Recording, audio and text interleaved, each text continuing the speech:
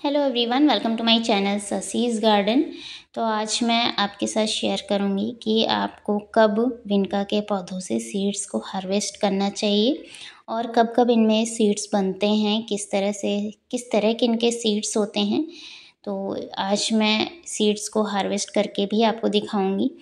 तो मेरे पास कुछ विनका के पौधे मैंने लगाए थे जिनमें फ्लावरिंग बहुत अच्छी हो रही थी। अभी तक तो बहुत अच्छी फ्लावरिंग हो रही थी, लेकिन अब इनमें सीड्स बनने लग गए हैं। मैं पास से आपको दिखाऊंगी इनके सीड्स किस तरह के होते हैं।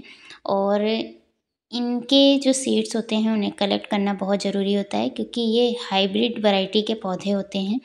और हाइब्रिड वैरायटी के जो पौधे होते हैं उनकी अगर थोड़ी सी भी देखभाल में कमी होती है तो ये पौधे ख़राब होने लग जाते हैं और हमारे पास फिर कोई ऑप्शन नहीं होता है। हम दोबारा से इन पौधों को ख़रीदते हैं, नर्सरी से जा कर के लाते हैं। तो हाइब्रिड पौधों को हम जितना कोशिश हो उनकी कटिंग लगा लेना चाहिए, ताकि जो मदर प्लांट है अगर ख़राब हो जाए तो कटिंग वगैरह से तैयार किए हुए पौधे या हमारे पास इकट्ठा हो सके और हमें दोबारा से इन्हें नर्सरी से ख़रीदने की ज़रूरत ना पड़े। वैसे तो ये पौधे ज़्यादा महंगे नहीं मिलते हैं, लेकिन फिर भी इन पौधों की कटिंग वगैरह हम अगर लगा लेते हैं और सीड्स वगैरह कलेक्ट करके रखते हैं तो हमारे पास एक ऑप्शन रहता है कि हमें दोबारा से इन पौधों को ख़रीदना नहीं पड़ेगा और हम इनके बहुत सारे पौधे इस तरह से तैयार कर सकते हैं। तो मैंने इन पौधों पर जो फ्लावर बन रहे थे उनको बिल्कुल भी नहीं हटाया था, और इसलिए नहीं हटाया था ताकि इनमें फलियां बन सके। जो फलियां बनती हैं उन्हीं फलियों में इनके सीड्स होते हैं। और अभी आप नीचे देख सकते हैं ये कुछ फलियां इस तरह से बिल्कुल ड्राई होकर के, जब ये फलियां बिल्कुल सूख जाती हैं तो सूखने के बाद अपने आप ही गमले में नीचे की तरफ गिर जाती हैं। और इनके सीड्स समय आने पर, जैसे ही गर्मियाँ शुरू होंगी, गर्मियों की शुरुआत होगी, तो उस समय इनके सीड्स जर्मिनेट होते हैं और नए नए पौधे बनाना शुरू कर देते हैं। तो फलियों को गिरने से पहले ही आप एक बार चेक कर लें। जो भी फलियां अच्छे से मैच्योर हो चुकी हैं, जैसे कि आप ये फली देख सकते हैं, इसमें काले काले से सीड्स दिखाई दे रहे हैं, लेकिन अभी फिर भी ये पूरी तरह से मैच्योर नहीं है।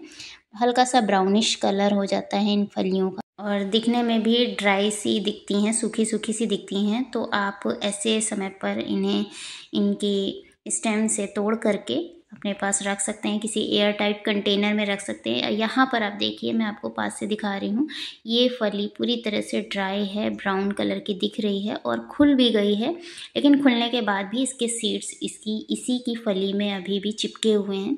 तो ऐसे समय पर भी आप इन्हें तोड़ सकते हैं और तोड़ करके सुरक्षित रख सकते हैं किसी भी कंटेनर वगैरह में। ये जो आप फली देख रहे हैं, इस तरह से हर ब्रांच पर ये ग्रीन कलर की फलियां दिखाई दे रही हैं और फरवरी मंथ तक ये अच्छे से मैच्योर हो जाएंगी। उसके बाद मैं मार्च अप्रैल में इनके सीड से पौधे तैयार करूँगी और आपको दिखाऊँगी।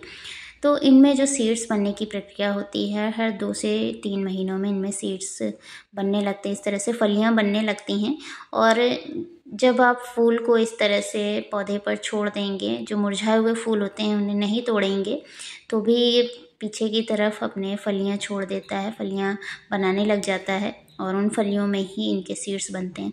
तो ज़्यादा फ्लावरिंग के लिए, वैसे तो जो विनका के पौधे होते हैं वो नेचुरली ही बहुत अच्छी फ्लावरिंग करते हैं, आपको फूल वगैरह तोड़ने की भी ज़रूरत नहीं पड़ती है।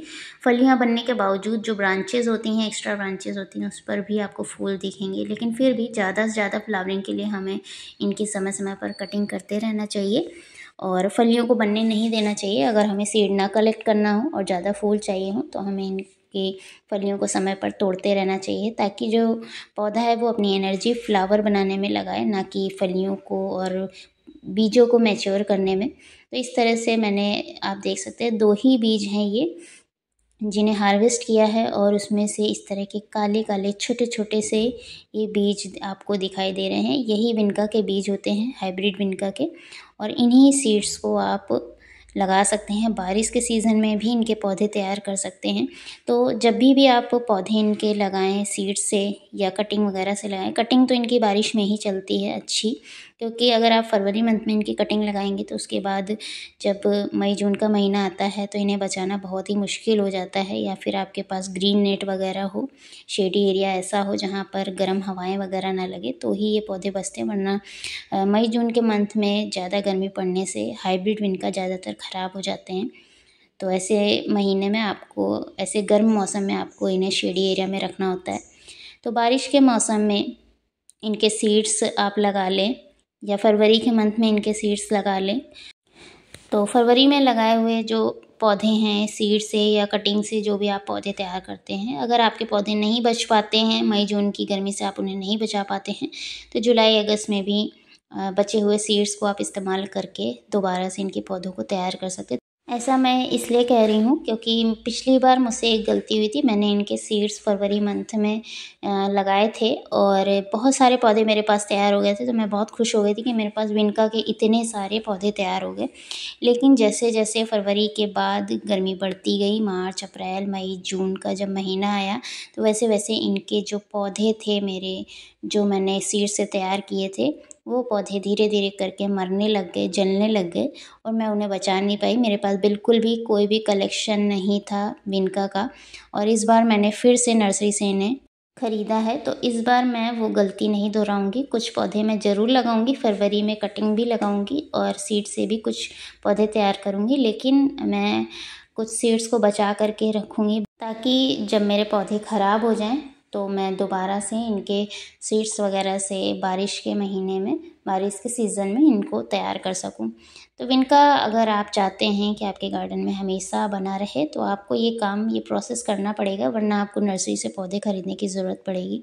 तो पिछली बार जो मैंने विनका के प्लांट लगाए थे, ये है उनका कलेक्शन।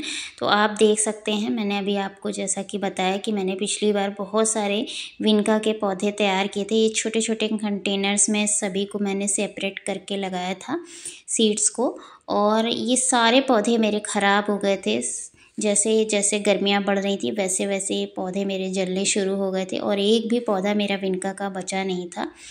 तो इसमें आप देख सकते हैं ये पुराने विनका के प्लांट हैं मेरे, कितनी अच्छी फ्लावरिंग हुई है और पूरा फूलों से लदा हुआ है। 2 कलर ऑप्शन थे मेरे पास और इन 2 ही 3 पौधों से मैंने एक पौधा कटिंग से तैयार किया था और बाकी ये पौधे सारे के सारे मैंने सीड से तैयार किए थे। और मुझे लग रहा था कि मेरे पास बहुत अच्छा कलेक्शन हो जाएगा, लेकिन एक भी पौधा मैं बचा नहीं पाई थी और सारे सीड्स एक साथ लगाने के वजह से मेरे पास सीड्स का कलेक्शन भी नहीं बचा था और पौधे भी मेरे जल गए थे। तो वो गलती मैं दोबारा इसीलिए नहीं दोहराऊंगी। वीडियो पसंद आया हो तो वीडियो को लाइक ज़रूर कर दीजिएगा और चैनल पर नए हैं तो चैनल को सब्सक्राइब करके बेल आइकन को ज़रूर प्रेस कर लीजिएगा ताकि आने वाला नोटिफिकेशन आप तक पहुंच सके। मिलते हैं नेक्स्ट वीडियो में। Thanks for watching.